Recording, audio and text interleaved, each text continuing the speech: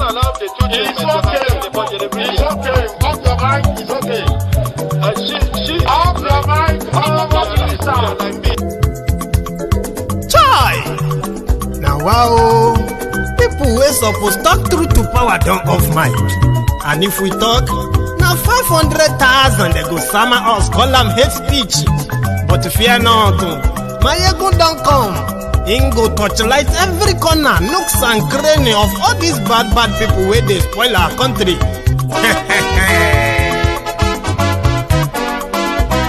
So my people make we laugh, oh, yo, yo. Maiyegun don't come, oh, yo, yo. My people make we shout, oh, yo, yo. Maiyegun don't come, oh, yo, yo. Maiyegun don't come, man of the masses, oh, yo, yo. Maiyegun don't come, oh, yo, yo. Maiyegun diary politico, oh, yo, yo. Maiyegun don't come, oh, yo, yo. This one not the off in mind, oh, yo, yo. Maiyegun don't come, oh, yo, yo. And in the touchlight every corner, oh, yo, yo. Maiyegun don't come, oh, yo, yo. Okay, some people be they holla say they want the power. Chai. Them be promise us say we go get light and power. Nah. Them hustle sote they can't get the power. But now they know they do anything with the power. Sure. Every day, dollar just they get the higher power over naira. See them talk say make we off mind. But thank God say Maiyegun don't come. So my people make you laugh, oh, yo, yo. Maiyegun don't come, oh, yo, yo. My people make we shout, oh, yo, yo. Maiyegun don't come, oh, yo, yo. Maiyegun don't come, man of the masses, oh, yo, yo. Maiyegun don't come, oh, yo, yo. Maiyegun diary politico, oh, yo, yo. Maiyegun don't come, oh, yo, yo. This one not they off in mind, oh, yo, yo. Maiyegun don't come, oh, yo, yo. Person where they do evil, no one make person talk. Them say that Maiyegun, that man too they talk. He too they talk. Say Maiyegun diary, he they hot like pepper. But every day then they take money in bulk. Woman picking, they the street they hawk. Still them talk say make we no talk. But thank God say Maiyegun don't come. So my people make you laugh, oh, yo, yo. Maiyegun don't come, oh, yo, yo. My people make you shout, oh, yo, yo. Maiyegun don't come, oh, yo, yo. Maiyegun don't come, man of the masses, oh, yo, yo. Maiyegun don't come.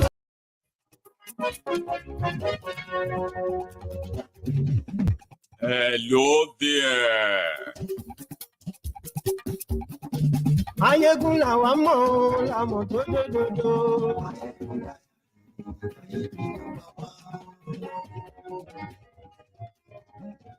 Maiyegun làwa mọ̀, làmọ̀ tó lódodo.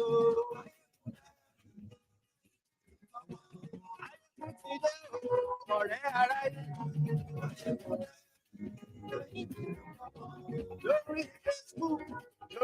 Good morning to you, good afternoon to you, and good evening to you from wherever you are joining me from. It is Maiyegun Live. I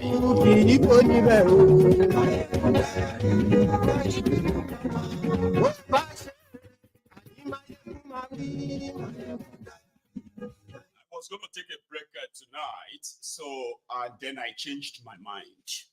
And that is why we are starting late. But I promise you, it is still going to be worth it. The wait. Read the caption of this broadcast, the description of the broadcast, share it. Invite your friends, invite your not so friendly friends, and tell them that Maiyegun today. Maiyegun làwa mọ̀, làwa mọ̀ tó ti Maiyegun today. Ayé ìṣúra There is shege going on in Nigeria. Our Nigerians are lamenting, but they are coping.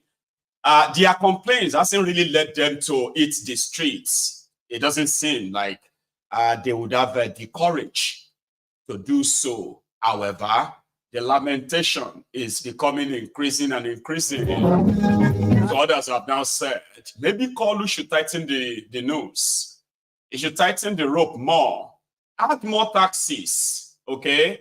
Add more sufferings. Nigerians can take it.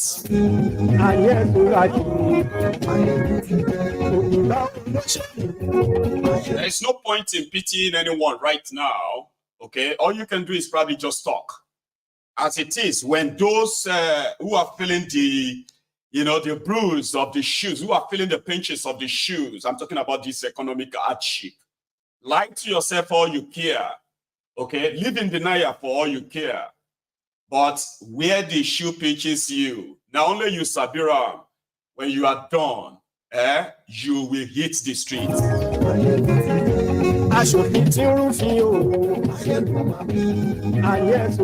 Many people believe that Nigerians are conquered people, and every day it seems so.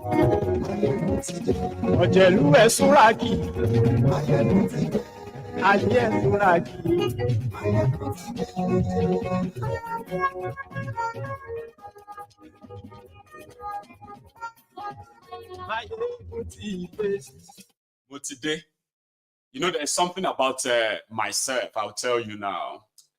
I was sleeping half an hour ago, and that when I woke up, I was like, I'm just going to just enjoy the sleep or just leave it that way. Then I was like, okay, you know what? I am Maiyegun. Okay, I could be very much alive. You can wake me from sleep. Put a camera in front of me. Tell me the camera is now rolling.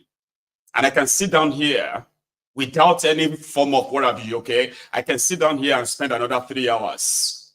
3 not boring, 3 interesting hours with you. And I'm going to wake up into this. But the reason why I couldn't let go today is because I have followed a developing news or a developing story. We've been following Enugu for a while. I don't know about you, but here in the Temple of Truth, we have been monitoring the development in Enugu. When I say development, I'm talking about the supposed fake news of farmers' others clashes, where Fulani terrorists have been wreaking havoc in the eastern part of Nigeria, especially Enugu. There's another story about Ebonyi. But the reason why you are listening to this now is because, yes, the lily-livered coward governor or politicians of Enugu, PDP, APC, they have come together to enact a law. And a law they call the establishment of public Ruga in Enugu, because to curb or end the Fulani terrorism, the destruction of people's farms, and then people's lives, killings of farmers in Enugu state, according to the Enugu politicians and the government, the solution would be to establish a Ruga. They can give it any funny name they like. I have all the documents on my screen. I wish I could share that with you. Let's see. So they called it a law, Enugu State House of Assembly, a bill for a law to establish public ranch management agency and for connected purposes. That's what they call the bill. It has been passed and it has become their law. They are waiting for Umba, if he hasn't signed it yet. I haven't captured that he's signed it yet, okay? So the solution to the Fulani terrorism in Enugu or in the southern part of Nigeria, as the solution to it as proposed by the weak criminal politicians we have in the southern Nigeria, is that for peace, for the southern farmers, for the Igbo farmers, for the Enugu farmers to have peace from the Fulani terrorists, the best is to part with their land. So the people started protesting. The killings in Enugu at a point became an everyday killing, but underreported. So they now came up with this. You remember the Uzo Owani, that they killed over 20 people because, listen, let's take it a little bit slow now. so that you can understand this before everyone's blood begin the rush. All right? In Nigeria have over 250 ethnic nationalities and tribes. And that same Nigeria has over 500 different languages. Now, out of the 250 ethnic nationalities and tribes in Nigeria, just one of us, the Fulanis, have raised weapons against the rest of us. I mean, they are those who walk about with AK-47. They are those who are demanding for their own grazing routes where their cows can pass. They are the ones who are demanding for Ruga, rural grazing areas, a dedicated area for them. They are also the Fulanis. They are those who are demanding for land. That if we want peace in the southern part of Nigeria, then the ideal thing is to begin the process of parting with our lands. Ladies and gentlemen, Nigeria, Nigeria, as it is currently structured, the northern part of Nigeria currently occupies over 70% of the land mass in Nigeria, okay? And the less than 30% that the southern part of Nigeria shares, these Fulani terrorists, including, mind you, in Nigeria, they have about, about 11, put it that way, let's say 11 Sharia states where Fulanis are controlling those states. And since Boko Haram came with this new terror and the immunity for them, for the terrorists, there's yet to be one single Fulani governor to build a ranch for the Fulanis in Nigeria up till now. Majority of them said, oh, we have land in Jigawa. They have 10,000 acres of land in Mina. But up to this moment, when thousands of people have been slaughtered, billions of naira worth of farms have been destroyed, up to this moment, not a single Fulani governor has successfully built a Ruga or a ranch to show the rest of us that, oh, this is what the Fulanis were asking for. Right, we built them Ruga. We've built irrigation system for them.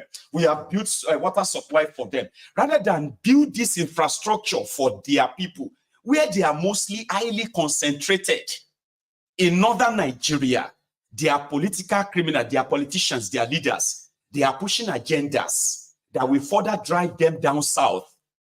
Agendas like, for peace to reign in Nigeria, let us say it, the Fulanis need to graze their cows. Oh, for peace to reign in Nigeria, they have to build ranches for Fulanis. Like I said, we have over 250 ethnic nationalities and tribes in Nigeria, okay? And all of us are engaging in different commercial activities. There are those of us who are engaging in different businesses, right? And there are those who are engaging in farming. None of us, no other tribe in Nigeria has raised up arms, okay, to demand for the piece of land from other people. We are indigenous people. The idea of Nigeria, or you as a Nigerian, you belong to everywhere in Nigeria, is as fake as that contraption called Nigeria. The Yorubas are not moving mad, moving straight to Sokoto, Kaduna, Sokoto, Katsina, moving straight to Kebbi or Niger, demanding for land. And the government of Nigeria must give us land in this part of Nigeria, except for the Fulani. Not even the Hausa, not even the Kanuri, the indigenous people to northern Nigeria were down south demanding for land. We're told that these criminals are not Nigerians. So there is no Fulani governor, there is no Hausa governor, there is no northern governor that has built any successful or even make laws. No northern governor, no northern state has made laws, okay, to establish Ruga. The rest of them are just dumping it on the south. Oh, you hate Fulani. We are supposed to be one Nigeria. What is wrong with people? At least you are not using the land. Give it to them for peace. Then they went behind us and they said they wanted to do something called the waterway bill. Waterway bill means all the water in Nigeria belongs to the federal government. It's already there. They've already done that. They call it, what do you call, Land Use Act or something. So all the waters in Nigeria belong to the government of Nigeria, belong to this federal government. But under Bokwari, they can't put all the Fulanis inside water. So they still need land. Therefore, they passed, they moved for what they call the waterway bill. Waterway bill is now going to give them 10 miles. For now, they say now 250 meters from the sea. You see, if the sea level reach, if the sea bank, the water bank is here, so you now count 250 meters, okay? That is the land of supposed controlled by the federal government. Under Bokwari, they were proposing to make it 10 miles, about 14 kilometers. So what that means is that all of you who have houses in Lagos, 5 kilometers, 10 kilometers away from the bar beach, your entire property and everything will go one day. They will demolish them to resettle the Fulani terrorists very close to water. So they didn't have to kind of carry sword or what have you, dip their sword in our water anymore, because we already have the bastards, the complete, son of, we say the children of perdition, selfish criminals in charge of the southern Nigeria, from Yoruba land to Igbo land, to Ijo land to Yoruba land, to every land down south. Will they make all of us endangered species? Because the Fulani doesn't really have to wage war, okay? The puppets in the south, they will do it for them, okay? And it might be taking too long, and that is why they are unleashing the terror on us to remind this puppet that do it, give us this land. Enugu people protested endlessly, or more they protested endlessly. The Nimbo people, which the Enugu people, who are, they call them the Nimbo people, close to the border of Enugu, they have been facing this onslaught of the Fulani terrorists endlessly. And Peter Oba was once there recently. I showed you a video of him attending one of those, massacre that happened. And he felt bad, he felt sad, and he promised the families of the victims they killed that he will give them a scholarship. He will take care of them. Only for them to go ahead now and decide to still go ahead and give the land. The, Igbo land, the Biafra land, is considered to be the smallest space when you are using the geopolitical, cutout that they are currently operating in that country. You will see that the land that they finally can say, okay, yeah, this is the Eastern Nigeria, I'm sorry, the Biafra land, the Igbo land. They have the smallest space. And a useless Igbo governor is working with the House of Assembly, and they are now passing a law that is going to cede part of that land to the Fulanis. Do you see where this problem is all coming from? The Fulanis believe they have the right to have, to have those lands allocated to them. If you want to do your business in northern Nigeria, you will walk straight to, if you probably decide that you want to start a business, even if in a family you won't start, if it is a factory you want to build, you would approach the landowners in any part of Nigeria. You will negotiate for the land, and then you will pay the adequate fee for it before you can then go on that land and begin to do whatever you want to do. If an Igbo man want to start his spare part business, he will first go source for money. Whether he's going to borrow it, whether he's going to use his own savings, whether his own his boss is going to kind of settle him, an Igbo man will go and look for his money to start his business. Then he will start looking for a place to place his business. A Fulani will buy guns, mobilize them down to wherever area they want, and they will begin to unleash terror on the local residents of that area. And because it is Nigeria, and they are Fulani, the next thing is going to be, let us negotiate. Oh, let us start the peace talk. The people who are under the attack of terrorists are those who are told to initiate peace talk. And for you to enjoy peace in your community, you will need to give the Fulanis what they want, or else then the blood will flow. This is what they have done. And for some time now, a lot of people down south have continued to knock into the head of these wearies. Don't bring your Ruga down here. Don't placate terrorists. You can never placate terrorists. You cannot appease terrorists. You cannot make peace with terrorists. And but guess what? We are called aggressors. We are called people who don't want to tolerate others. We are called provocators. Baba, the government of the southern Nigeria, all these governors, all these puppets, Baba, they are ready to unleash whatever terror they can unleash on their people to have this in their states. So Peter Umba came out to now say Enugu state now have a law. And that law is the law that is now going to allow the Fulani terrorists to have official land in Enugu. Because according to them, the government of Enugu will use the people's money. This law is not that, because there is no law against you setting up a ranch. You understand? Nobody say there is law in Nigeria that is against ranching. If you have the money, you can go and buy land and build ranch. But that's not what the Fulanis want. The Fulanis want you to build them Ruga. Okay? And hand it over to them. Yes.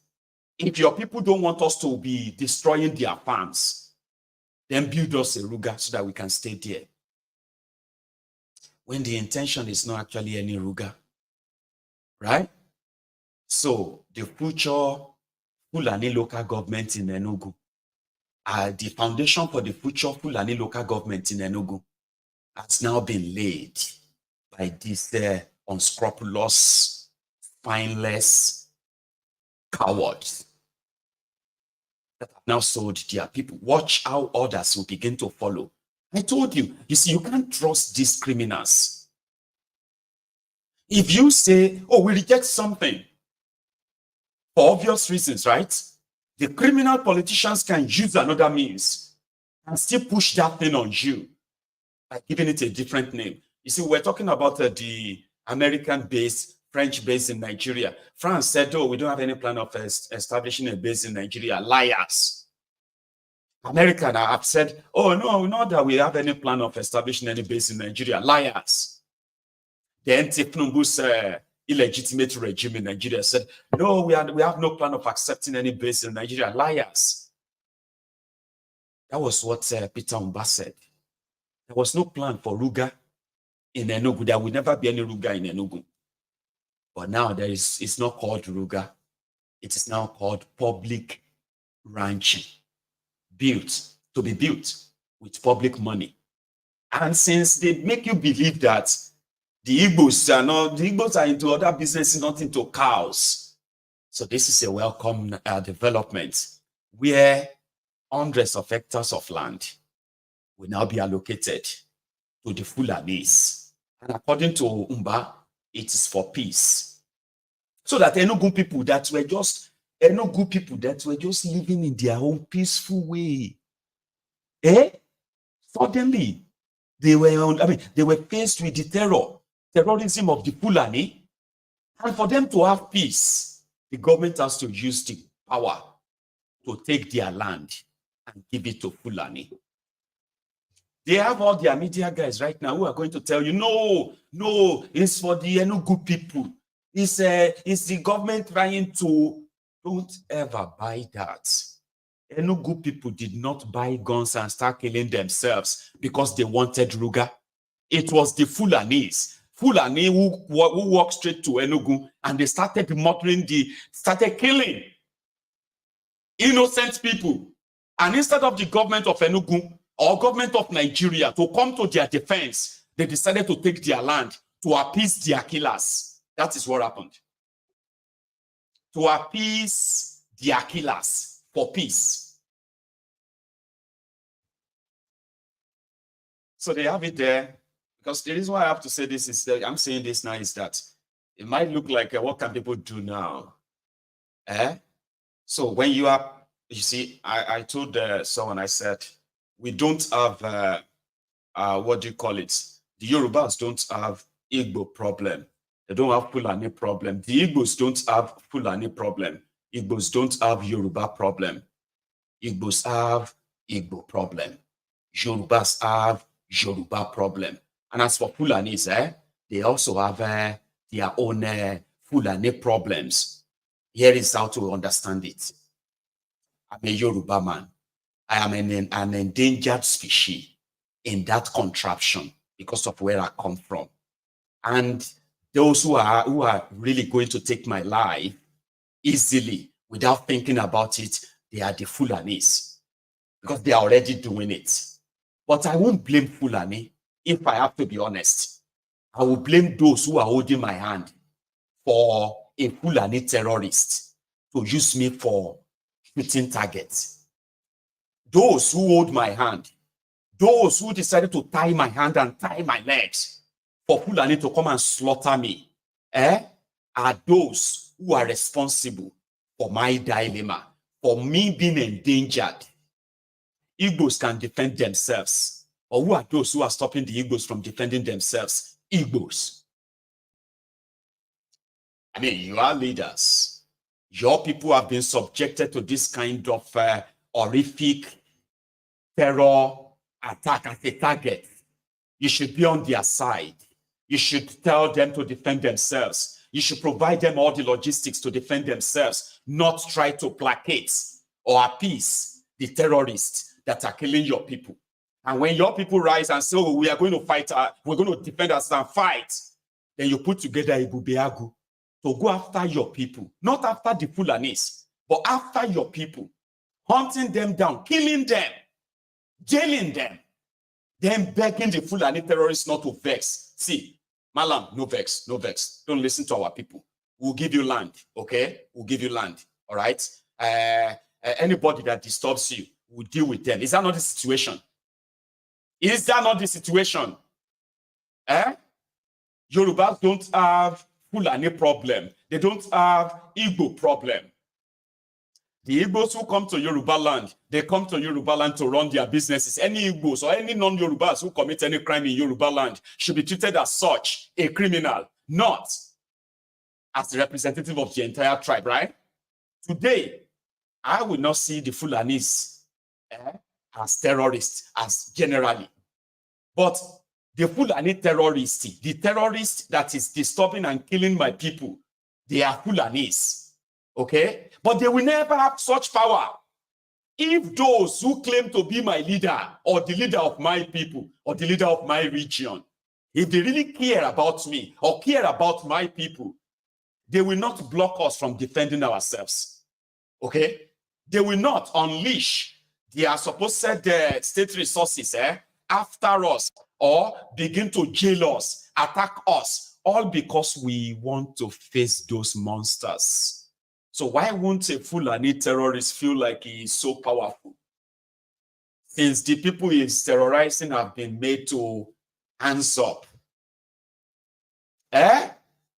We are watching all of this. We are seeing all of these things unraveling. Okay? And everybody's role is being recorded. Thiefnubu, who was supposed to be a Yoruba, somebody said, mind you, apart from what do you call it? Apart from hearing the Tinubu Square, Tinubu this, the Tinubu the slave traders, and then the Tinubu of this time of the Ajele, that Tinubu is actually a Yoruba name. Somebody challenged me on this platform that time. Tinubu described, I mean, sorry, it's self-explanatory, it's Yoruba name, Tinubu. But why are the Yorubas not bearing Tinubu? How come Yoruba? There's no other Tinubu anywhere. Or do you have any Yorubas bearing Tinubu anywhere? Somebody challenged me, and I've been trying to kind of find out why it's true. Apart from Thiefnubu and his family, that he named Thiefnubu, which is after the old Thiefnubu, the slave trader of Egba. There is no other family bearing Thiefnubu. You get what I mean? So somebody was saying that to me. I think it was about a week ago or so. So here, Thiefnubu went to Ondo, where the daughter of a supposed leader of the Yoruba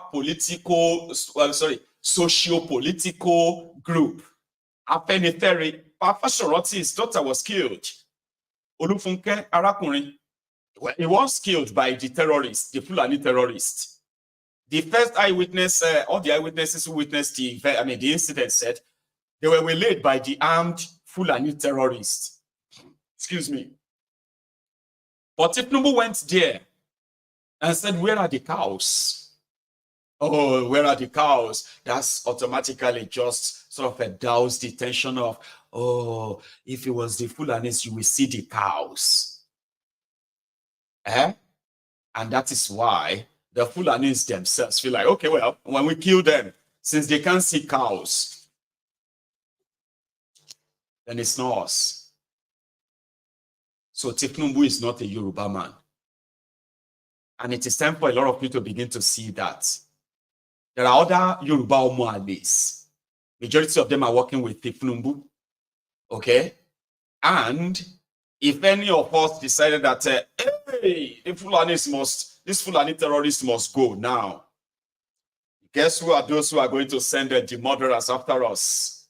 Send their police and send their military after us. Thiefnubu and his gang, because you can't do that when it is politically convenient for them that the Yorubas keep quiet. The Igbos should also keep quiet when they are being slaughtered by the Janjaweed terrorists without having any power to do anything. Just keep quiet, because that's why I said, if there is no of these bastards, if there's no, if there are no, if all these betrayers, all these criminals who are in charge of the southern Nigeria, if they were not there, you and I could possibly pull up, an operation that will clean and clear the Fulani terrorists out of the entire southern Nigeria in a week. But because you have a weak leadership, those ones who continue to shout one Nigeria, those Lori Brukus who continue to tell you that you need to be doing unity begging, they will do anything and everything to appease those who guaranteed them that power over you. Because that's what happened. If you all decided, okay, let's go after all these rogues in the southern Nigeria, they will scream and they will call the Fulani army to come and start killing and shooting us. I mean, you've seen that happen many times. They will do it again and again and again. They are not our friends. Our real enemies start from those criminals that you call your political leaders from southern Nigeria. Those are sellouts. These are criminals who they will give anything in the name of peace to terrorists that have guns, right? And therefore mortgage my future, your future, the future of our own generations unborn. They will mortgage them without blinking, as long as it is going to guarantee them mansions in Abuja, possibly some other mansions abroad, their children going on to get education abroad, okay? And they themselves having access to, free medical care abroad. If all of these are going to be guaranteed, then they can sell all of us to terrorists. by making ridiculous law. I'm making nonsense, making ridiculous law that says you will give your land to some armed criminals who are in the business, cattle business, ranching business. It's a farming business. I mean, is it not agricultural business? What happened to those who are also rearing pigs? At least there are Yoruba who are pig farmers. There are Igbo pig farmers. How come that the same, put it this way, how come the northern Sharia, all these Fulani governors are not building pig ranch for the pig farmers there too? That would be like going too far. They couldn't even build one for these armed terrorists in their states. With this modern technology, right? They all traveled to America to go and discuss the insecurity in northern Nigeria. But none of them have the idea for the past 8 years that these killings have escalated, where over 60,000 people have been killed. Baba, till tomorrow, they would rather just put money together and pay the terrorists in northern Nigeria instead of them to build these ranches, use modern technology, irrigate the land and get water everywhere, where the cows can actually be much more like profitable for these guys. Because the whole idea is not about cows. The whole idea is not about ranching. The idea is to ensure that permanently this time around, the agenda is going to be you, the weak southern criminals. You will create the caliphate for them. You will create their special buffer areas, as they called it, buffer areas. Areas that they will say, oh, the Fulanis in Ekiti, they have given them about 1,500 acres in Omu Ekiti. So now every Fulani coming to Ekiti, go to Omu Ekiti, go to Inyi Ekiti, go to Ado Ekiti. They have created 100,000 hectares of land for you for ranching. Oh, if you have all the Fulanis coming to Enugu, oh, go to Zoawani. We have created 50,000 hectares of land for you. 50,000 hectares of land has been provided. Can you call thousands of acres? You know what I mean? And then before you know it, you look in the map, and then you will see all of the Ruga ranches. When you look at the map of the south, you will see all of the Ruga branches scattered everywhere. And according to the Olori Bruko list from Yoruba land, it is worth the peace. If that will bring peace, why not? Yeah, let's give them the land. Conquered people, defeated people. So you will see them everywhere, and before you know it, they will say, at least we don't trust the people who are doing the local government. They did not give us enough respect. So we need our own local government. And then they will start creating the Fulani local government across southern Nigeria. Something that they will never let you do in any part of northern Nigeria. So when you want to talk about your unity begging, if you are so daft that you believe truly that for peace in Nigeria, the Fulanis need water, Fulani need grass, and for 10 years now, and hundreds of billions of naira given to them in the last 10 years, not one acre of Ruga has been built for this Fulani. But a southerner who is looking for peace. Oh, we need peace. For the peace of the South, we need to build what they call the Public Ranch Management Agency. Public ranch. So they will build the ranches. Okay. They will call the Fulanis. They will perform opening ceremony. They will praise God Almighty that gave them the idea to build a Ruga for Fulani in Enugu. So that for peace to reign. Then they will turn around and say, why are you making it look so like a big deal? Conquered people. It's not a big deal. See, all of us need to understand something. We know that this country, people have been, these are the politically correct Olori Bruku, so you will see them on social media. I don't understand why you are talking like this. Nigeria, we are all Nigerians. We are all Nigerians. So what is wrong in that? If it's going to bring peace, let's give them. It's going to bring peace. That is somebody who was sitting jejely in your own area. You did not provoke anybody. You did not attack anybody. Then they bring violence to you, to your people. You see them slaughtered. You see women. You see children brutalized by these terrorists. And then you turn around and say, at least for peace, we are all Nigeria, Jare. I know that everybody is complaining and all of that, but we are all Nigerians. Yet, it is only one tribe. One tribe. It's not even an ethnic nationality. They don't belong to Nigeria. One tribe called Fulani is the one that needs us to part with our land before we can enjoy peace in our land, because we are Nigerians. We are one. What is wrong in that? What is wrong in giving them Ruga? At least that will bring peace. Somebody who came from Futajalon, slaughtering your people, you watch them helplessly being killed, and suddenly, okay, for peace, we'll give them our land. At least we are all Nigerians.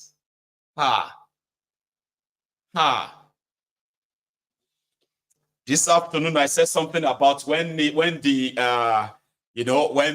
old push come to shove. I've been a shove come to push. Either way, like they say in Yoruba, Tobata siku tissue, yansh go open. When it is time to shit, yansh go open. It is programmed that way. When it is time for all of you now to say you are tired. No, you won't say you are tired. Okay, well, to say you are tired without saying you are tired. Your what? Your reaction will be spontaneous. My job is to make it easier for you to identify those who are responsible for all of your problems, including those who are after your lives. It is my job. Because a lot of you would defend your enemies because they are from your tribe or your nationality. I'm an Igbo man. I cannot stand anywhere where an Igbo man is being insulted. But this same Igbo man is already negotiating on how to get you killed sooner or later. Or because you don't know, you will defend him, won't you? My job is to show to you those who are after your life. Without telling you they are after your life, you will see what they stand for. And you can imagine what the end goal or the consequences of what they stand for truly means. It means it will likely take your life. I'm a Yoruba man. I cannot let anybody insult any Yoruba man where I am. But the same Yoruba men that you think they shouldn't insult where you are, they've already negotiated and sold off whatever it is of you that is left. Now your korofo, they work. Because what they have done, when the consequences of their actions comes biting you, right? You are just going to be ordinary statistics, like you are just never human to them. Their actions will make you poorer, but they are Yorubas. Their actions will kill you by denying you access to good and better medical care, but they are Yorubas. If you don't know what they stand for, you will want to stand up and defend them. And that's what majority of you do. You defend your murderers. You defend those who want you dead without even saying it that they want you dead. But my job is to show you what they are up to and how that affects you. So that's why a lot of people are now saying that, you know what? Thiefnubu should probably just increase this hardship. Because it's probably not an hardship, okay? Or hardship enough for you to know that these guys are after your life. They are after your relationship. They are after your livelihood. They are after your family. They are after your job. They are after your businesses. And every of their action is pointing towards that. You can't befriend them. It is totally wrong for you to befriend them. You cannot defend them. It is self-destructive to defend them. The best is to stand up to them. And I said it this afternoon. It is going to happen. Okay? Whether you like it or not, it's going to happen. Consciously or unconsciously, you are going to take to the streets. And you are going to take to the streets so brutally. Yeah. So brutally. And to those audience, don't let anybody see. They say Nigerians are cowed, Nigerians are captured. I believe that too. But on the other side, trying to be fair, there are actually Nigerians who are ready to die among you. Yeah. Nobody won't die, Jare, my brother. The problem is that no, calm down. You're talking about yourself, okay? But there are actually those that at the moment it sparks, you can't hold them back. The only thing holding them back right now is that the castle never blow, the castle never burst. It will. Those are the ones you are going to call later and say, you don't mean this. Have you been waiting for this all your life? Say, yes, I've been waiting for this all my life. That's why I shared some tip this afternoon. You are not a violent person. You are not the aggressor. You are reactionary. You are reacting to what they are doing to you. They do not want you to react. There's a certain way they want you to react. That's why we call it conditioning. Okay? There's a certain way they want you to lament. They want you to complain. They want you to say all manner of things, but nothing else. After a few days, you're going to move on because you're going to try and get used to it. They remove subsidy. Your entire life turned upside down in Nigeria. And everybody cried and cried. Yeah. But it wasn't bad enough for you to go after these criminals yet, because you are still so much comfortable in your bigotry Olympics, in your tribal championship. You are still comfortable in those corners. You are suffering. You are smiling. And somehow, you still have something that gives you happiness. At least Peter Obi will never be president. That gives you joy. You know what I mean? So therefore, your division, which is keeping the APC, Egbekegbe, also comfortable, okay? It's going to be a matter of time. So yes, it's going to spark. But whenever it's about to spark, remember that you are not the aggressor.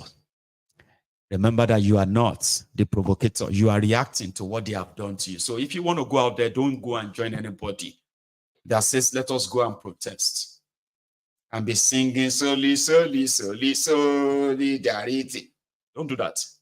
Don't. Any protest, any call out to hit the streets that does not require you carrying your own gun, don't follow them. Again, remember, you are not the aggressor.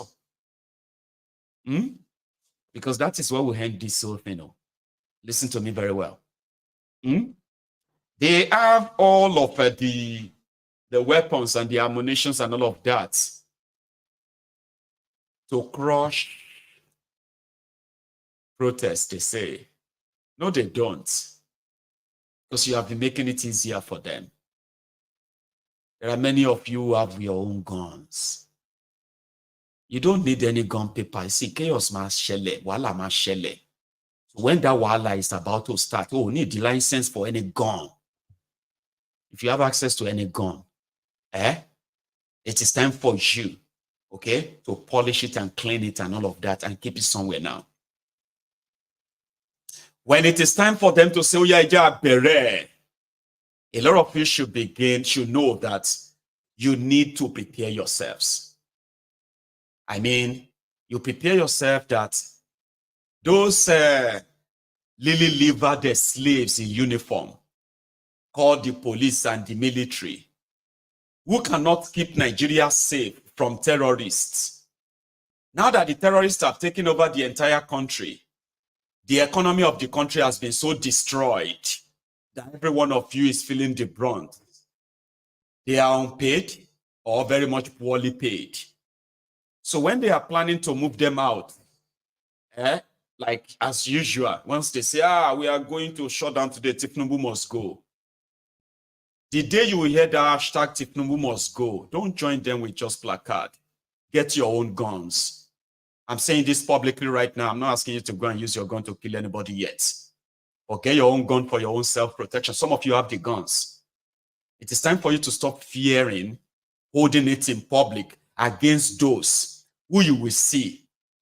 Those who couldn't provide security in Nigeria, but they are already positioning themselves to kill you because they know you are not, you know what I mean? You are not armed and you are not in any way, protecting yourself. Get yourself some face mask. Go online now. If you are watching me from Nigeria, buy yourself a face mask. I'm not talking about a COVID face mask. I am talking about a gas mask. Gas mask. Order them. Look around for where you can see them. Welders and the rest of them. Buy them as if to say you are buying something like as a as a welder. Keep them. Okay?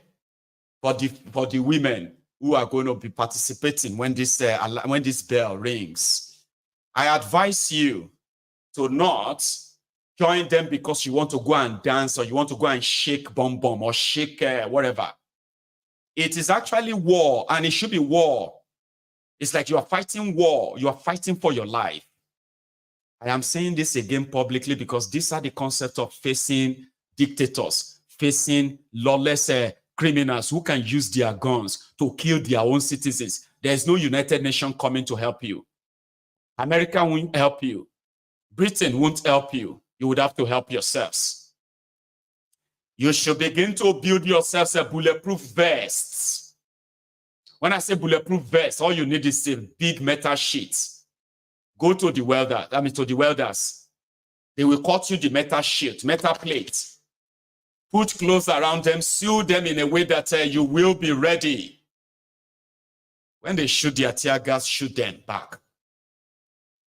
So we want to see a situation whereby for the first time, if you really mean to break yourselves away from these people, if they call for a protest, it must be one that the police will run away from you.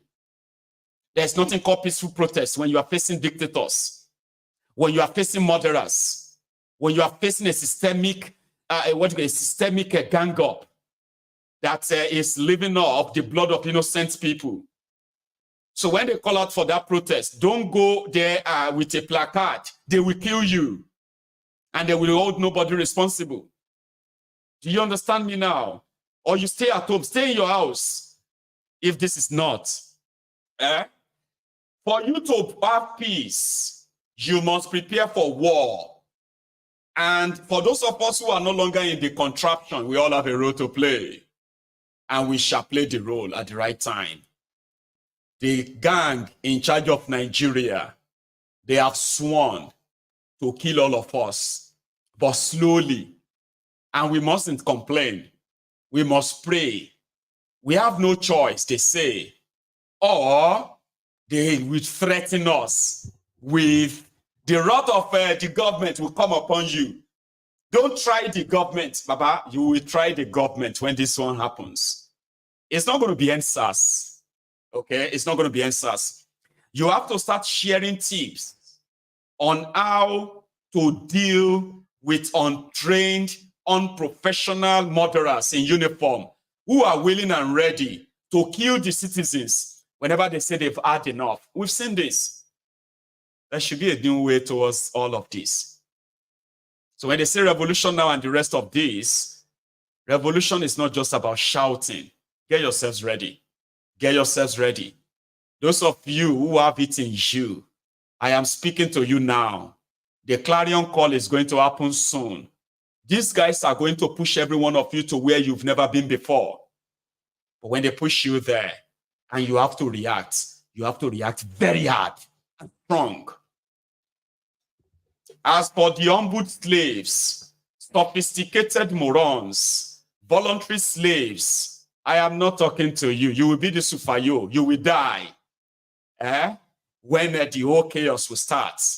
Because the people you are probably going to be speaking for, your oppressors, your slave masters, they will watch you die. Because you know what will happen? When the whole show comes down, when you stand on the way of the people, you will be crushed by them. You will see the cavalry coming. You will see them coming, determined. Your policemen will run. Your soldiers will run. And that is why the most important kits that a lot of you should begin to invest in now, when this castle will blow, is for you to invest in gas mask, face mask, or called the gas mask, to prevent any sort of tear gas or whatever they're going to be shooting. You need to get yourselves homemade bulletproof vests. You understand that now? Invest in these. These are the regular what you need. Then you need a bottled water. You need you need a bottled water. You need a water bottle. Then you need a very smart sneakers that can really run and move and all that. The reason why I'm saying all of this to you is that it is going to happen. And I want the establishment to kind of meet some surprises. A lot of you are bragging that you are cultists. Cultist who is you shooting gun against harmless harmless students. You are using that your gun to threaten your fellow students. But you have the bigger oppressor that will ensure that even after your useless life in that school, you still end up as a jobless, or you end up as a political thug. Still using the gun to what? To protect your oppressor. Use the gun to actually show your oppressors that you could use the gun on them too. Oh, they are going, you are asking us to go and protest. They will shoot us. I'm not asking you to go and protest. I'm asking you to get yourselves ready. Because whether you like it or not, you are going to find yourselves on the streets very soon. And when you find yourselves on the streets very soon, you must be very clear with your demand. And that demand is to ask for the entire establishment to crumble. The entire establishment has to crumble if you really want to have an headway. Instead, charlatans like this will continue to make those decisions. They get to power only for them to sell out your people to their murderers. Take a look at this. It's a lawless country already. This one happened inside courtroom. Well, not courtroom, the court premises. Watch this. This is an issue that has to do with cyber crime. The highest of its kind in this country. We are talking about over $100 million, where somebody used a particular platform to dupe Nigerians. And these are the victims of the crime. So these are the victims of the crime. Can you stop? These are the victims of the crime. You're not supposed to do that. We don't do that. We don't do that. We don't do that now. We don't do that now. We don't do that now. You are allowed to perform. Come on. This is the highest crime. This is the highest crime. This is the highest crime. See, put your mic. This is the highest crime.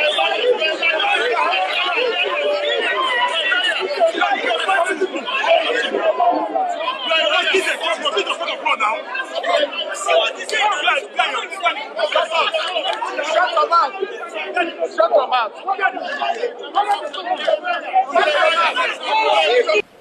We against anyone going to the social media, taking up pictures and videos, right, airing out fake stories that Abayomi did not steal money. Abayomi has never been arrested for one day. The police scripted the whole job. It was a prank. We keep saying, hey, if you think Abayomi didn't steal money, why not go to the police station and ask the police officers who investigated the case, or go to court? Nigeria. Now, it's a case of defrauding people through Ponzi scheme, invest this, invest that. And the case is already in court. And somebody said, no, we did not defraud anybody. It is a prank. A prank of over $100 million that you are in court, standing trial for fraud. Then you decided to beat the lawyer, the prosecuting lawyer, to beat him up by saying he's going on social media to tell lie. Inside court, in a very useless place. Maybe that one is. But you've seen so many uselessness, by the way. But here is another one. One of those that I believe is shocked that this is happening in Nigeria.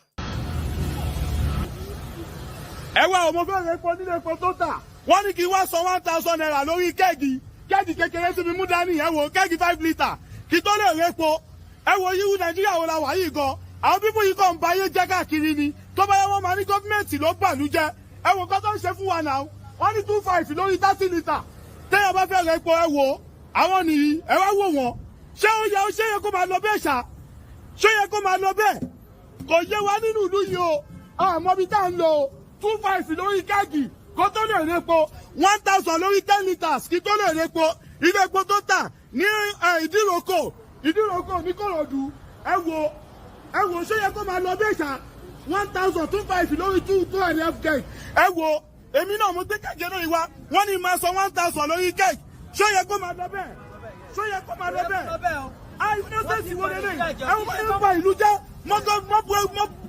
ẹ mọ̀ bá mi sọ jákòs ẹ tún fẹ́ tàyí mẹ́sẹ̀sì wo nìyẹn bẹ́ẹ̀ ni mo lọ gbọ́ wá tọ̀sọ̀ tó bá àwọn fún wọn ní ìjà fún ara wọn kí ló ní tẹ̀lé dákẹ́jẹ́ lè sọ̀rọ̀ kí ló ní tẹ̀lé sọ̀rọ̀ ẹ sọ̀rọ̀ ìwú mẹ́sẹ̀sì wo lélẹ̀ àwọn ilé epo tó tà ní Nàìjíríà 1,000 mo máa sọ kí tó yẹ pọ̀ wọ́n máa tepo fún mi ní 605 ẹ jẹ́ bá a sọ sí ṣó yẹ kó máa lọ bẹ́ẹ̀ ṣá ṣé ń wá ìníwá ni irú ìlú wọn la wà tá à ń sọ 1,000 lórí kẹ́ẹ̀kì tó gbá fẹ́ lápò ayé yìí máa bàjẹ́ sí ìwú náà ṣèṣì dàgbàgbò òdèdè ẹ̀kọ́ a máa sọ 1,000 lórí kẹ́ẹ̀kì 10 litres kí tó lè repo mọ́tà máa repo 20 ìwú náà ṣèṣì òdèdè yìí. Baba Omasan, only choice. Because some people are already paying it. He is angry that they are going to sell him a liter of petroleum for 605 naira per liter. Then they were asking him to pay 2,500 naira as bribe before they will sell him that fuel. But did you see that video? Nigerians, some are already paying. Joe, Baba, call me, Joe, 1,000, lower, lower me, Joe. It's 250. You have to pay 250 before we sell. Oh, sorry, Baba, call me, Joe, please. Joe, 1,000, lower, lower me, Joe. Even 1,000, I wanted to buy fuel, but now that we have to pay we have to pay 250. Please take 1,000 from me, please. It's 250. Okay, bring it. Yeah, bring your cake. How many liters? I was planning to buy 10 liters, but since which is 6,050 naira. But now that I have to pay you 1,000, just sell me 8 liters, please. Thank you so much. And that is how Nigerians adjust to all the bad behaviors. Oh, Baba, what are we going to do? They will just delay you. I need the fuel. I need to go and put it in my generator. That is why I have to pay them. What do you want to? Oh, don't delay us, Jare. Ogbeni, don't delay. If you don't want to pay the money, please come out, Jare. Come. My own 2.5 is here. Come and take my own 2.5. Please. If it's not serious, come and take it. Nigeria and Nigerians. So you see, when you enable it, you get used to it. You say you are adjusting. I mean, no, not adjusting. I think it's called like coping mechanism. Well, this country, can you imagine, Maiyegun? This country is finished. How? I swear, Maiyegun, you have been saying it. Oh, this country is gone. This country is finished. You said this finished, gone, like about 5 times now in the last 10 seconds. Kilushele. Can you believe it? I went to the filling station. They were demanding for 2,000 naira. You won't believe that I had to beg the boy to collect 1,000 from me to sell me the fuel. This country. The other day in my shop, one man came and he bought the goods worth of 100,000 naira from me, from my shop. Oh, really? And what happened? He bought it with fake money. 100,000 naira goods in this Nigeria, Baba. Can you imagine? Somebody buying goods of 100,000 naira from your shop. Money. That's very bad. How could anybody do that in this economy to anybody? Let me ask them, oh, what did you do with the money? Where is the 10,000 naira fake money now? I've spent it. What am I going to do? 100,000 naira at once. Can you imagine? So did you destroy the 100,000 naira or what? Did you report it to the police? No, I've spent the money. I've spent it. It was the time we are trying to pay the school fees of my daughter. So I just gave them the deposit, 100,000 naira with the fake money. Yes. What am I going to bear the loss? This country, this country. Now only God go save this country. People have said that many times because everybody just kind of find a way around it, coping with it, finding excuses, pointing fingers. It is so convenient. It is. Because it is also similar to something like, okay, let me flash back to 2012 when Thiefnubu sponsored Occupy Nigeria. Look at the faces of Nigerians then. We were protesting that they couldn't buy a liter of petrol for 127 naira from 87 naira.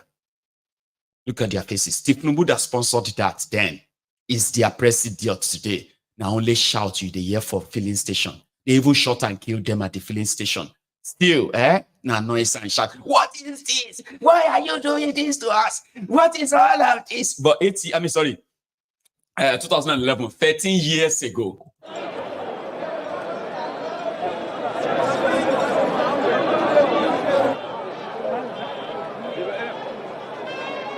These things are clear. Our position, the mandate we have is that government should revert to 65 naira. Then negotiations will commence. This shows how the masses feel. You can go all over the world. You cannot get what is happening here in Nigeria.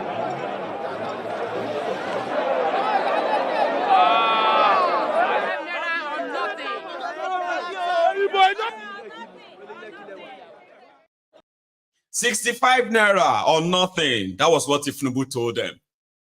65 naira or nothing. Oh, yeah. You need to go. What's that? Joey Odumakin, Femi Falano, Femi Kuti. Who are they? Something. Faweyemi son. They started calling all of these guys. They put them on stage. Yoruba Nollywood actors, Jide Kosoko, and the rest of them. They were being paid regularly to move them on and say, go and appear. Every TV station, the Thiefnubu and gang, they were sending people there. No grill. I think that was the moment it felt like you could be president. Now, today is your president. Now explanation people they give. They are now explaining to you why things are, you know what? Let us say, today.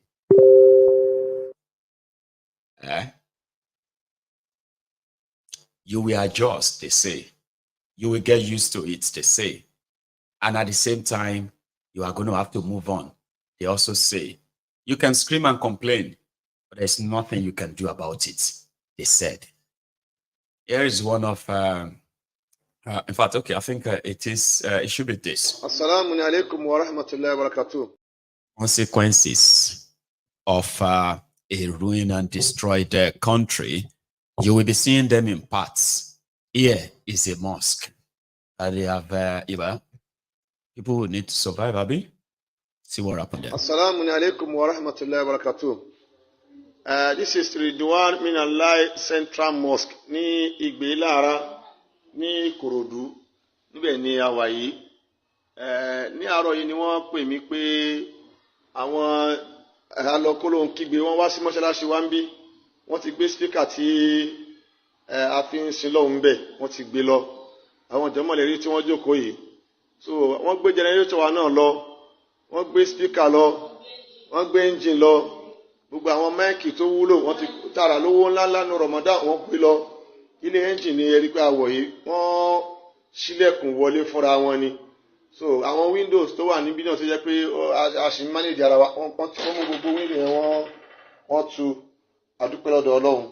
eléyìí tí a fi ń sọ lẹ́yìn náà ni pé a fẹ́ sọ fún gbogbo mùsùlùmí káàkiri àgbáńlá ayé pé ẹ dákun torí ọlọ́run kó ní kálukú mójútó mọ́ṣáláṣí ẹ o àti mọ́ṣáláṣí tó ní ilẹ̀kùn àti mọ́ṣáláṣí tó ní security káàkiri gbogbo wa fi òfin sílẹ̀ káàkiri àgbáńlá ayé nísìnyí láti lè mọ báwo láti máa accommodate àwọn èèyàn nínú mọ́ṣáláṣí wa àwọn àlejò tá a bá fẹ́ gbà síbẹ̀ ká mọ̀ wọ́n délédélé ká dẹ̀ rí wípé àmójútó gbogbo àwọn ètò yẹn wà yẹyẹ environment mọ́ṣáláṣí lélẹ́yìí tá à ń wò yìí tó dẹ̀ jẹ́ pé àṣẹ̀ṣẹ̀ ń ṣe lọ́wọ́ ni kó tó di pé irú eléyìí ṣẹlẹ̀ ìta tẹ́yìn rí ni wọ́n gbé jẹnẹrétọ̀ náà gbà ní fẹ́ǹsì ìta yẹn torí gbogbo ẹ̀ ti wà fẹ́ǹsì so àyè tán gbé gba nìyẹn tán gbé jẹnẹrétọ̀ wọ́n fò bíi wọ́n dẹ̀ gbé gba bẹ̀ so adúpẹ́ pé wọn ò ṣe nìkan kan léṣe àti church àti mọ́ṣáláṣí ẹ bá wa fi àwòrán yìí ránṣẹ́ sí gbogbo wọn.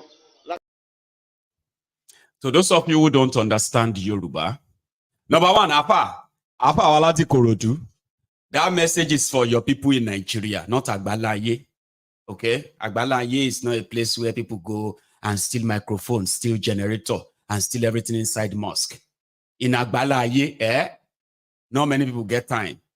So they sleep inside mosque or sleep inside church. Do you understand? Like Nigeria. So it's not Agbalaye, it's not worldwide. So Apa is sending a message. That mosque is in Ikorodu. So they just got robbed. According to him, they got robbed of their electricity generator. It was stolen and it was taken over the fence. They stole all of their equipment, the speaker that they use, their speaker in the mosque, stolen. All the microphone, the good ones, he said the good ones they bought during the Ramadan, they've been stolen. All right? Even the windows, part of the windows that they fitted, the guys, they loosened some of them and took the windows away. Here is how you are going to think now, okay? Muslims pray 5 times a day, okay? And between the last prayer and the first prayer, the last prayer of the day is shy, 8 p.m. By 8:30, you are done.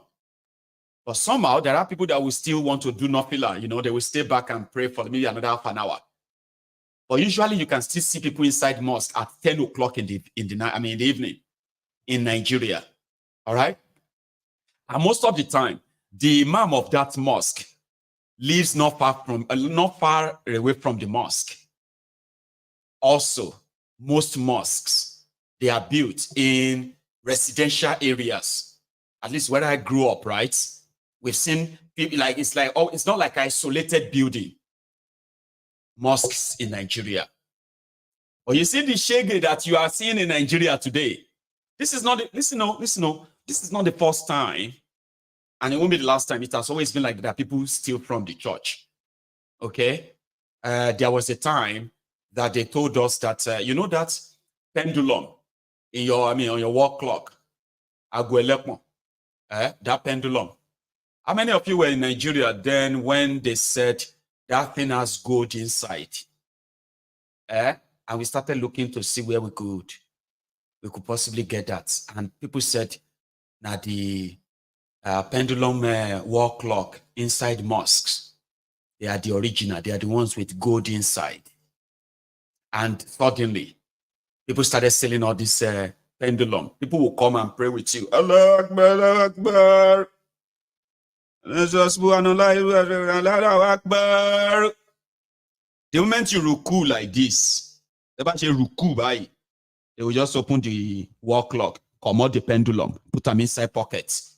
My salamon last, and you salamon together, and they walk away. So what happened in that mosque, right, is not new. But there are some certain mosques that you will be like, you cannot. There are some certain things you can't just go there and steal without people seeing you. Speaker, big generator, other equipment, sound system, everything. And then you even remove window. These are not things that you can put inside your pocket and walk away. These are things that will require few people doing. And there could be the or the banging here and there that could have woken anyone up. The bottom line is this. Even you, where they watch me, where Nigeria is headed, If you are not careful, they will steal you. And you won't even know. Have you seen a situation whereby you will sit down and they are negotiating over your head? And the next they will just say, finish your drink. Finish your drink. I'm coming. They've already paid for you, and that's you. Because the situation is that people will use all criminalities to survive the onslaught of Thiefnubu.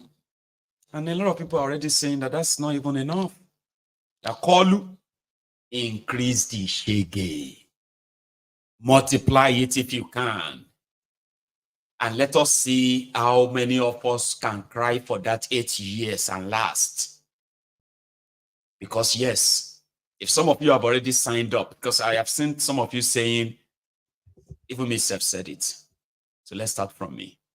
You want to defeat Thiefnubu in an election that Thiefnubu is going to conduct. Are you drunk? So isn't it better for you not to participate in any charade election anymore until this rotten system is completely destroyed? Isn't that better? But there are some of you who believe that, yes, we'll face him, challenge him. No, you won't. You won't.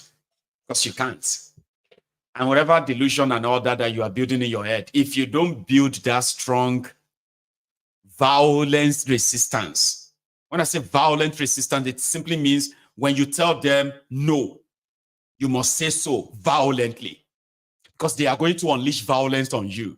Violence that they're going to unleash on you. You need violence to push it back. So if you don't have that in you, don't go and join them and say you want to go and do election. That's just my own advice. But let me quickly take a quick stop. This one is something that I want you to listen to. I played it this afternoon before I go to the APC, the kind of lunatics that are in charge of that contraption. Right? So I played this and it is about, the spread of Igbophobia in Yoruba land, that especially in Lagos, something that is now being promoted, as if to say it is the policy of the Yorubas or the policy of the APC, to actually destroy everything Igbo. And why they are doing that, they will also destroy every Yoruba and their businesses that stands on their way. But somebody is calling all of us attention. You might be thinking this is okay as a Yoruba man. But by the time the table turns, Thiefnubu and gang, they will even deny you. You will be left on your own. But just for the record and for our children. Thank you so much for this, Baba. Remy. Elaboru, elaboye, elaboye boshishe.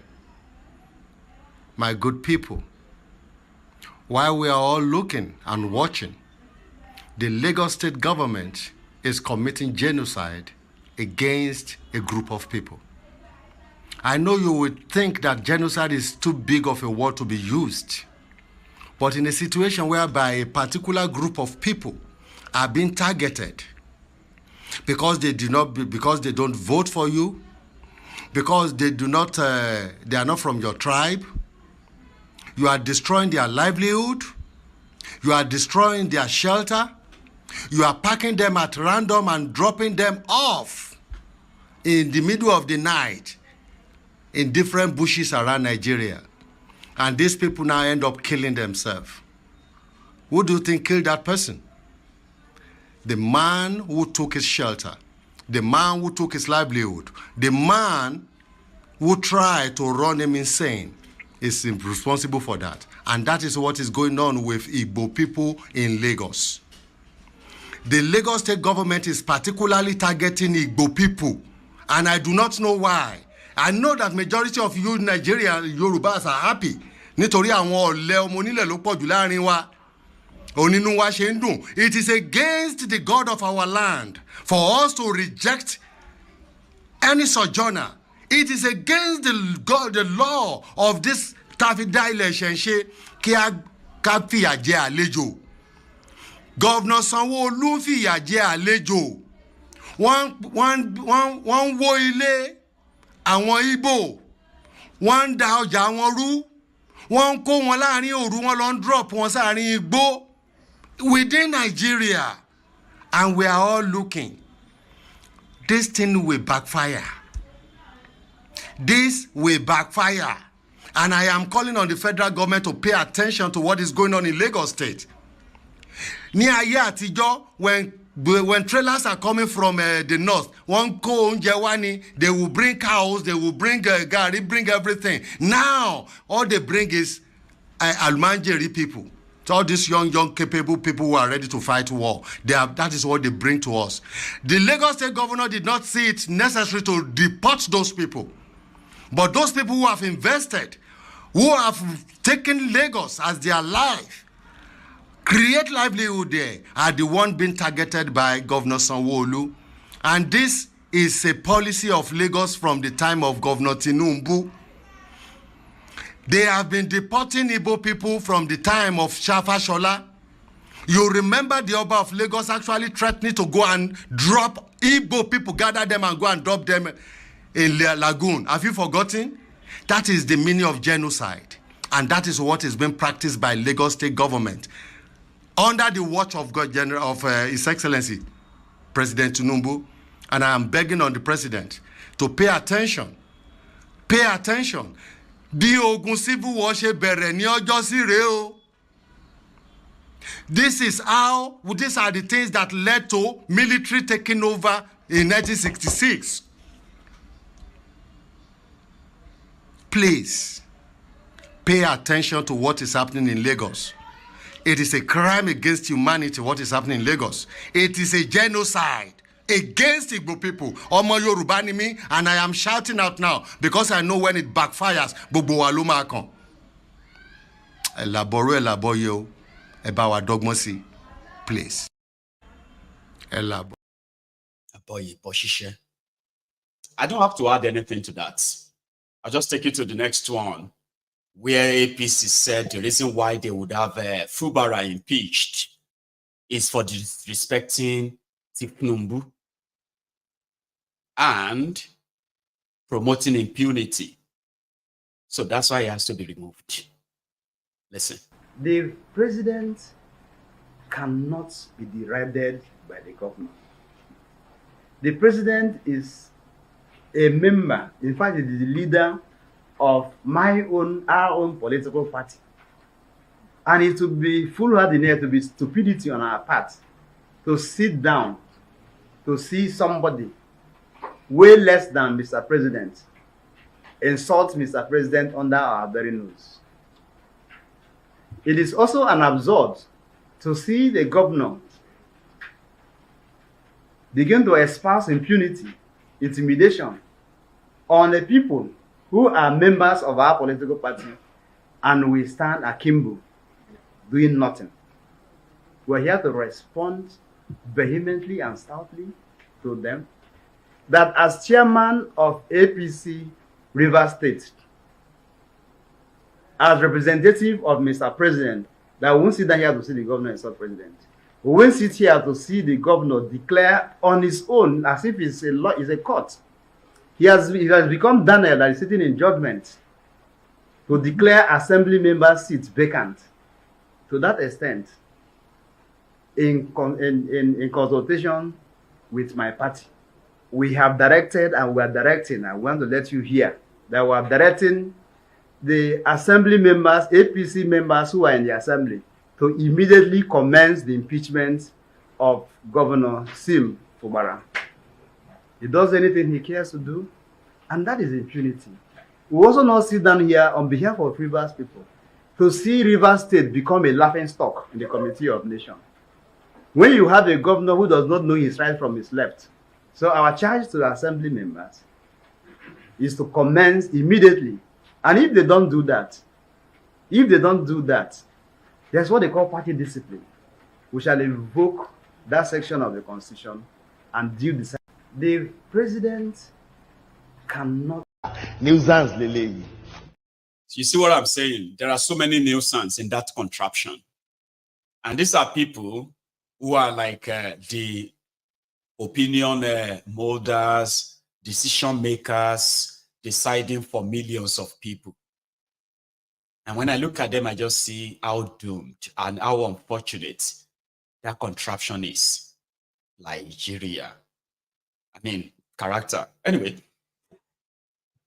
PDP, who happened to be the party of the lawmakers in question, they decamped to APC.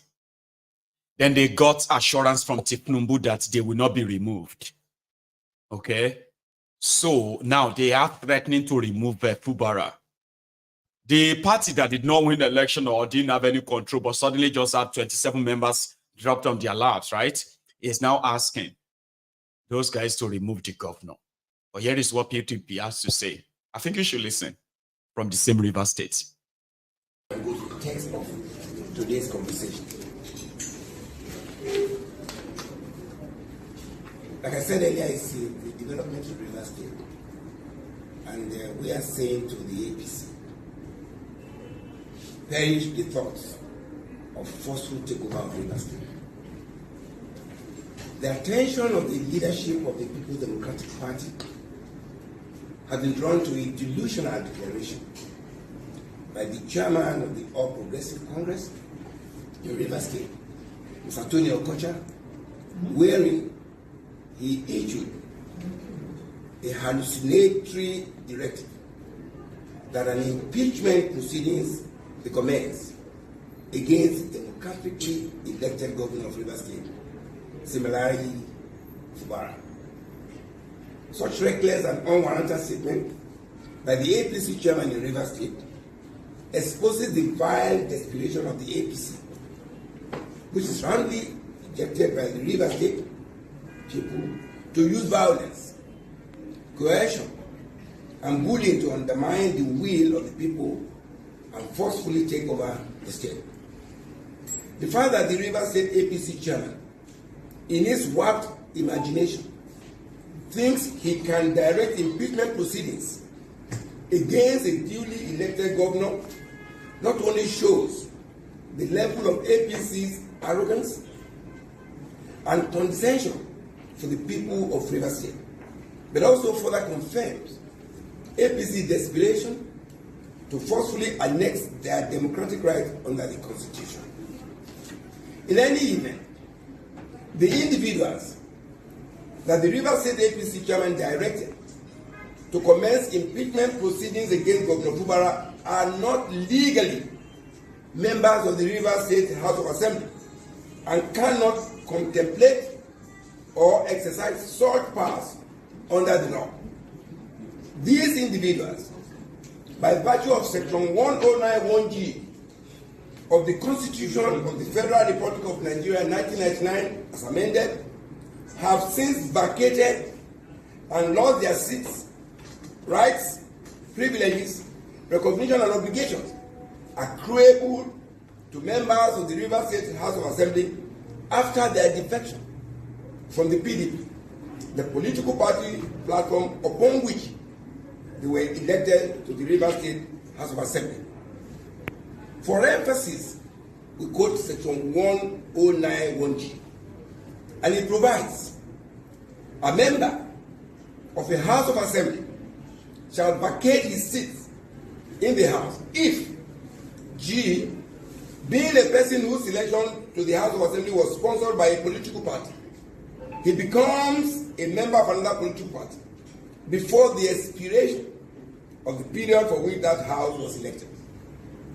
It should be noted that Section 1091G of the Constitution is self-executory. That word is very important. The moment you do that, it kicks in automatically. So it is self-executory, it does not require any other action. That's why the provision says shall. The import of this provision is that the members of the River State House of Assembly who defected has vacated their seat by reason of that defection. The unlawful directive by the River State APC chairman to these individuals to commence an impeachment proceeding against the government is therefore a brazen call for anarchy, as it amounts to an attempt to forcefully overthrow a democratic order in clear violation of Section 1, Subsection 2 of the 1999 Constitution as amended. For clarity again, Section 1, Subsection 2 of the 1999 Constitution as amended provides. And the other blah, blah, blah, the blah, the blah, the blah, the blah. It's just to say that, listen, it is time now that they want to really show those lawmakers in River State that, even though with the Wike might have assured them that there is no court that is going to remove them, but they are about to give that a shot now. They will be removed. And is that they get removed now, or they will impeach Fubara soon. Either way, something has to happen. Because it seems like the parallel line has been drawn as we speak. But it's none of our business. Okay? I saw a video of a young guy who is a young copper. And according to him, he was not paid by the people in his primary place of assignment, the PPA, they call it. So there's what they call the youth coppers in Nigeria, okay? NYSC, National Youth Service. So you get paid about 45,000 naira every month by the government for a year. Then you also have to, you get, placed somewhere where they call the primary place of assignment. It could be school, it could be community, it could be anywhere. So this one said, according to, they didn't pay him, they have not paid him. So instead of wasting his time teaching the children the real, book or so, the subject you say, he chose to spend his time this way. I know you've seen it, have you? Money on my mind. Money. Don't care what they yarning about me in particular. Out here on the road chasing my dream because I know. One lola de mango molo. Borokote ikishomono. If it was silly, just come along. No, they find anybody in Ammonia. No, they hear what the people they talk. Atige ashakeleti lo. This is life when I want, I no get another one. I go take and do waiting I want. Waiting you love, waiting I love, waiting I love, Return my yato. If you don't pay me, I will just enjoy my now. That could actually really be, a lie. Just somebody having fun, then give his video a different caption, right? And then make the video. But the other one is that if you are watching me from Ondo, well, some of us have been following your politics as well. Okay? The most indebted man from Ondo State history, the most indebted man, the most onigbese of Ondo State, who also has no shame, is raising the dust now over the conduct of APC, Egbekebe's primaries in Ondo. Jimoh Ibrahim wants to be governor of Ondo, and somehow he felt like he's being cheated of it, and he has an evidence. And if APC fail to correct it anytime soon, APC will not participate in Ondo elections. Since I heard that, I show you, so that you won't be the one to be surprised. Breaking news. What happened there? No, it's not breaking. It is a cooking news. Listen to his reason why he believes. Mind you, it is the same abracadabra way, okay? Ayedatiwa, or whatever his name is, Lucky Ayedatiwa, he happened to be the deputy to Akeredolu. Now, Akeredolu died. Lucky Ayedatiwa became their governor, and he wants to contest like substantial, be the real governor now. But somehow, because it is the second time of Akeredolu, some people believe that once Akeredolu was done, they were going to take the power. Then Akeredolu died. His deputy took the power. He wants it for the next 8 years too. And it's not going to be, that's not going to happen, according to the other interested parties. But he used his own, his upper hand, is the incumbent. Okay? Even though some said there was no primary that took place, but eventually got announced as the winner. Ayedatiwa is the APC candidate for the Ondo State governorship election. And according to Jimoh Ibrahim, to Jets or long. If APC no talk to Ram now, APC will not participate in that election. He said. So listen, in part. The local government of the governor, the current governor that took over from Aketi, and is the local government of my dear brother, Chifolu Ilaje. If you see the report, you can see in the start of the front page of the report, a satisfied true copy from INEC. Now go to the next page, please. Page 2 of that report, you see INEC. That is INEC report. And you see the stamp, satisfied true copy of the original. Go to the third page so that we don't waste our time. Look at the conclusion. Just read the conclusion. In view of the above, election did not take place in Nigeria government and results were not given to the monitors. You have seen that. That is the whole Nigeria. That contains 12 words. Move to the next page very quickly. You will see Ondo is there. That is INEC report with satisfied true copy. Go to the next page. You will see the conclusion there. And then you will see the conclusion there. The All Progressive primary was monitored, but at the ward and local government level, electoral officers was at the local government collation center, civil center, Bolondro, where they claim they have gotten all the results and announced the result. Note, no document were given to the monitoring team, both at ROA and local government. They said all documents were in Akure. Did you see how elections took place in the Bolondro? Documents are in Akure, and then nothing is happening here. That is another 12 local governments. 12 words. Now move to Irele. The next one. You see INEC document, so we simplify this for you from the result. You see Irele. You move to the next page. You see INEC report. Then look at the conclusion. The AP primary in the local government could not be monitored due to the above reasons. All the staff deployed shall to return to the office. So it's in a nutshell, Jimoh Ibrahim has evidence that Ayedatiwa did not win any primaries. It was all cooked. And if they don't talk to him soon, he will get a court injunction that will stop APC participating. And once they get the court injunction, they would have to wait until the court says they can now participate. And for those who know Jimoh very well, he's a con man, okay? Even though some people actually have had one-on-one with him. In fact, on this platform, somebody once called on this platform and said, oh my God, this guy is, when you walk with him, you will think, he's probably somebody with a vision, dream or that, but he's actually a big-time con man. Okay? And he has run down almost all of the businesses he's involved in. What Jimoh Ibrahim does is that he can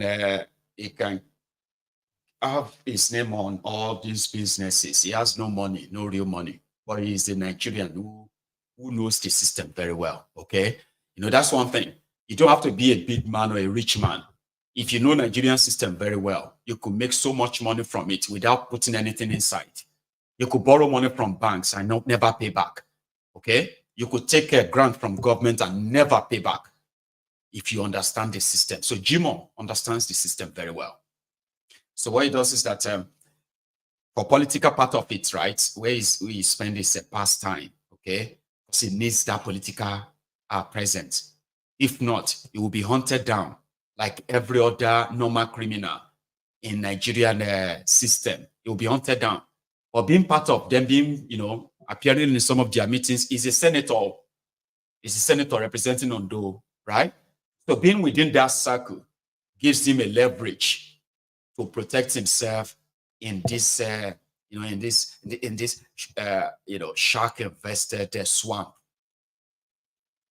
So Jimoh Ibrahim will position himself every 4 years of Ondo election, so that at the end of the day, they can always come back and negotiate with him.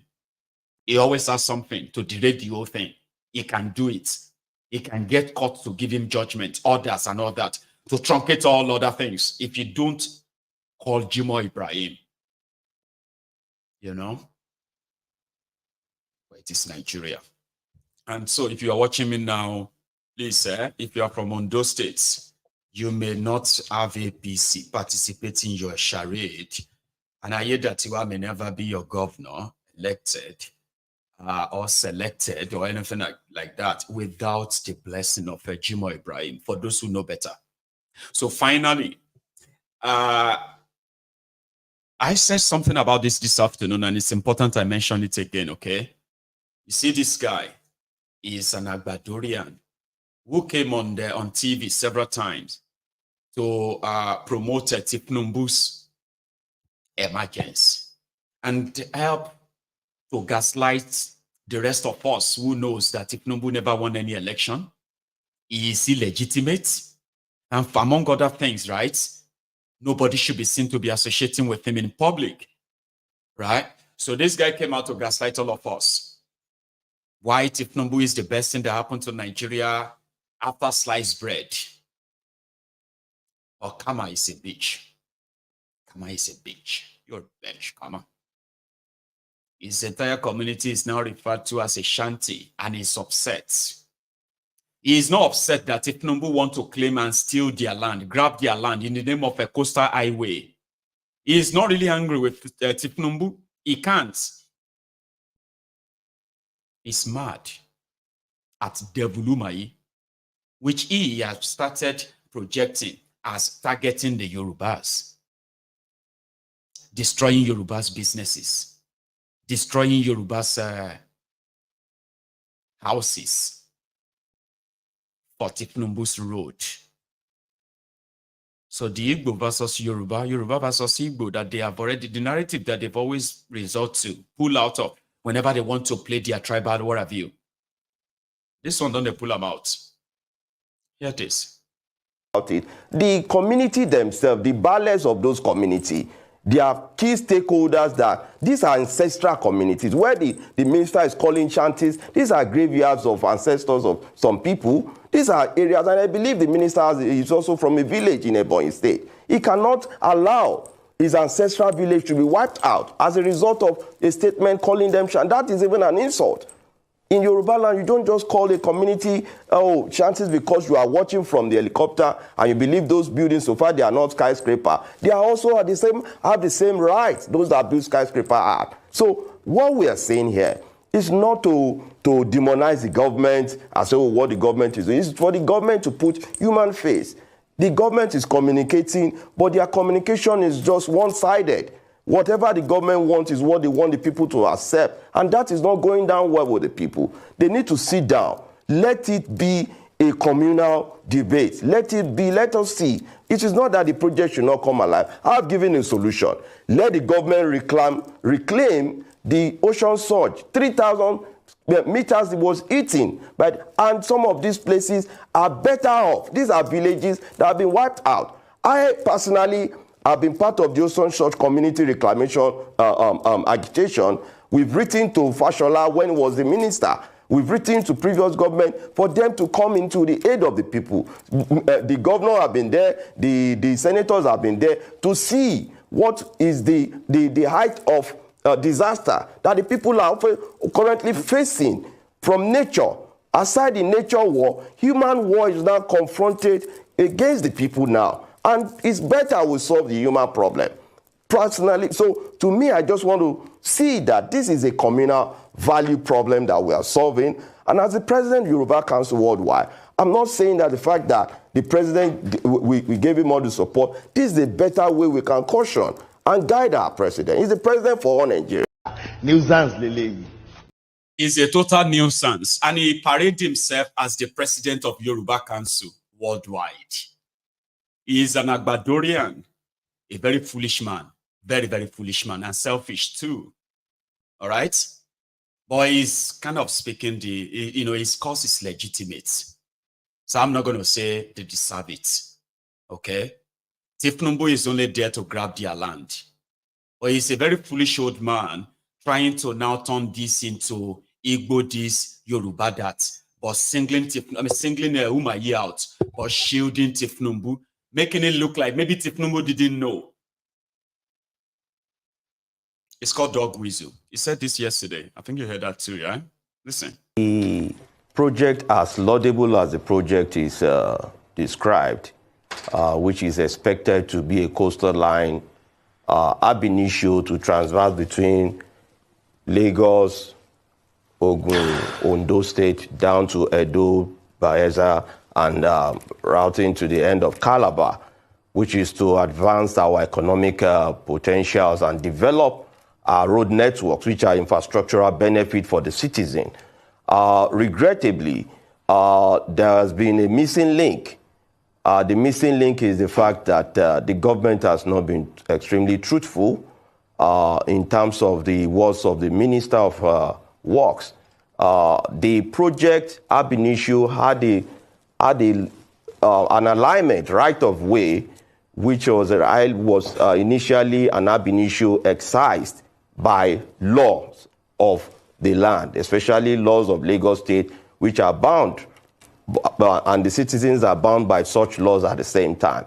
In view of the fact that, looking at the historical antecedent of the shorelines from Babish downward to Epe and all the other axes, there has been a lot of incremental ocean surge, which has hit deep to over 300 meters of the preserved line that could have even given the benefit for the project. But the government did not just want to take the bull by the horn by reclamation, which ought to be their first line of duty, not demolition. The demolition exercise is a minus because it's prone the project to nosedive ab initio from the outset, because the project ought to be ruled with fanfare and acceptability. But when the government started with the demolition, picking up names and picking holes and name calling, and this must slight the entire benefit and goodwill that the project ought to have given. Most importantly, the EIA, the Economic Impact Assessment, that could have formed part of the opinion at the town hall meetings was not there. It was just like one-size-fits-all opinion that, oh, we are already grandstand to take a position. If you like, go to death or be alive. It's a do or die. Nuisance, Lele. Again, is advocacy. Is legit. There are real victims. But you see that clown, I love seeing that, that dejection on his face. You can see the disappointment all over his face. He kept mentioning things that they should have done right before coming to demolish people's property, right? You could see that frustration and disappointment. You could see his face like that. That is what will happen to every one of you who still think that Thiefnubu is a Yoruba man and he has a Yoruba interest. That's what will happen to you. When I see your video, I will use you as an example to people like you to tell them you're all going to be victims. It's just a matter of time. You will. Anyway, I'll leave it at that. Like I said, see, I don't wake up now, my eyes clear, but I am rounding up. To all our members, the Yoruba Unionists that is interested in participating in our August summit in Glasgow, the ticket is out. The venue is out, the ticket is out, and you can actually start booking your own hotels in Glasgow if you can. Yes. But to those of you who are really, really with us, the best place for you to get all the necessary information about this summit coming up in August in Glasgow, Scotland, United Kingdom, is for you to join us on our Telegram. It's easier that place, except if you now come across, this elsewhere. And from tomorrow, the ticket will go on sales. You can book yours, you can buy yours and keep it. And then we will see in August. You'll see me in August. You see a lot of people there. You see a lot of us, right from this temple and from outside the temple, right? So to the rest of us, I want to say thank you. I could have gone to bed and just slept off on that couch, but how could I even keep all of this inside me without sharing them with you tonight, right? So thank you. And I will see you some other time. So if you want to join us on our Telegram, the link is right here in the comment, okay? Use it. As a Yoruba person, who kind of will be interested in what is cooking, right? Use that, join us. And tomorrow, the tickets will go on sale for everybody who is interested here in the UK and from all over the world. I'm talking to you, the Unionist. So the rest of the Templars, thanks so much for listening to me tonight. I will see you again tomorrow. Good night.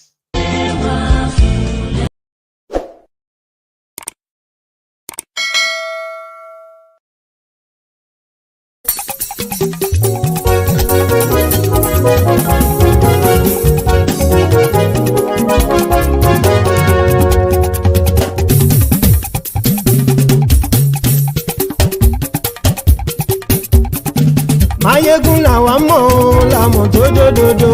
Maiyegun Diary, Maiyegun #1. Maiyegun làwa mọ̀ làmọ̀ tó dòdòdò. Maiyegun Diary, Maiyegun #1. Maiyegun ti dé o ọ̀rẹ́ ará ìlú. Maiyegun Diary, Maiyegun #1. Lórí Facebook, lórí YouTube. Maiyegun Diary, Maiyegun #1. Gbogbo bó ṣe ń lọ ni Maiyegun já wa sí. Maiyegun Diary, Maiyegun #1. Àṣírí ọ̀jẹ̀lú kì í bò níbẹ̀ o. Maiyegun Diary, Maiyegun #1. Bó bá ṣe eré àní Maiyegun máa wí. Maiyegun Diary, Maiyegun #1. Ó sì tún ṣe eré wàá gbọ́ níbẹ̀ o. Maiyegun Diary, Maiyegun #1. Maiyegun Diary, Diary Politico. Maiyegun Diary, Maiyegun #1.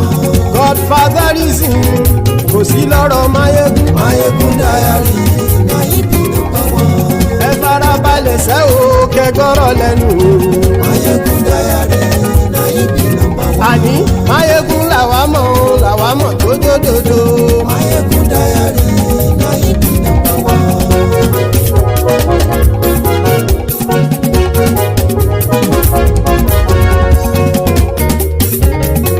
Àní ẹ̀sùn ràkì. Maiyegun ti dé.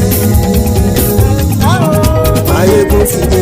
Ọ̀jẹ̀lú ẹ̀sùn ràkì. Maiyegun ti dé. Àní ẹ̀sùn ràkì. Maiyegun ti dé. Lórí Facebook. Maiyegun ti dé. Àní ẹ̀sùn ràkì. Maiyegun ti dé. Lórí YouTube. Maiyegun ti dé. Àní ẹ̀sùn ràkì. Maiyegun ti dé. Bọ́ bàbá gbé wúrẹ́. Maiyegun máa wí. Àní ẹ̀sùn ràkì. Maiyegun ti dé. Ijó ìgbádìyẹ. Maiyegun máa wí. Àní ẹ̀sùn ràkì. Maiyegun ti dé. Bí pẹ̀sìdó bá rúfin o. Maiyegun máa wí. Àní ẹ̀sùn ràkì. Maiyegun ti dé. Bí gómìnà kówó jẹ. Maiyegun máa wí. Àní ẹ̀sùn ràkì. Maiyegun ti dé. Ọlọ́pàá ti ń darí bá. Maiyegun máa wí. Àní ẹ̀sùn ràkì. Maiyegun ti dé. Aṣòfin ti ń rúfin o. Maiyegun máa wí. Àní ẹ̀sùn ràkì. Maiyegun ti dé. Òpùrọ́ olóṣèlú. Maiyegun máa wí. Àní ẹ̀sùn ràkì. Maiyegun ti dé. Ọ̀jẹ̀lú ẹ̀sùn ràkì. Maiyegun ti dé. Àní ẹ̀sùn ràkì. Maiyegun ti dé.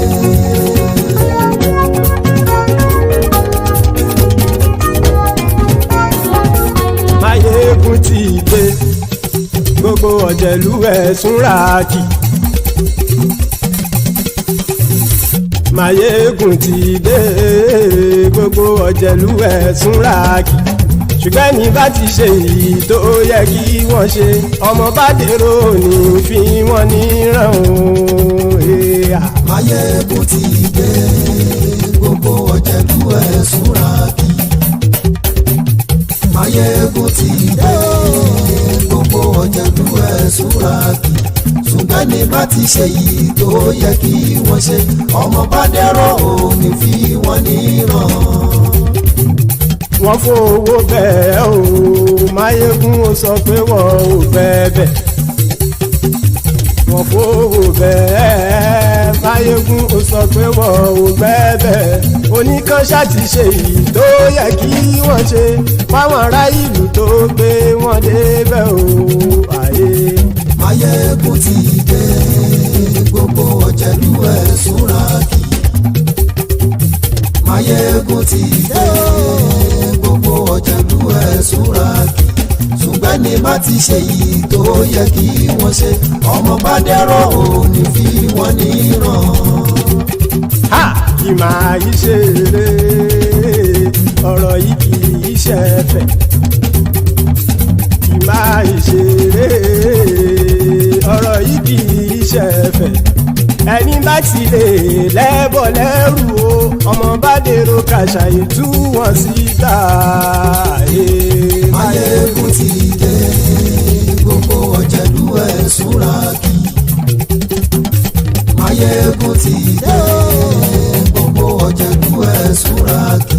ṣùgbọ́n ní bá ti ṣe yìí tó yẹ kí wọ́n ṣe ọmọ bá dẹ́rọ̀ ò ní fi wọ́n níran.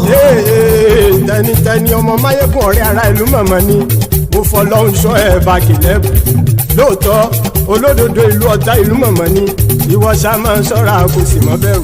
bọ́tà ń lè rí bóníṣègùn lé káwọn mọ̀mọ́ fi ṣera wọn ni ó ti dẹrùn tí wọn ò gbọ́dọ̀ sì mọ́ bẹ̀.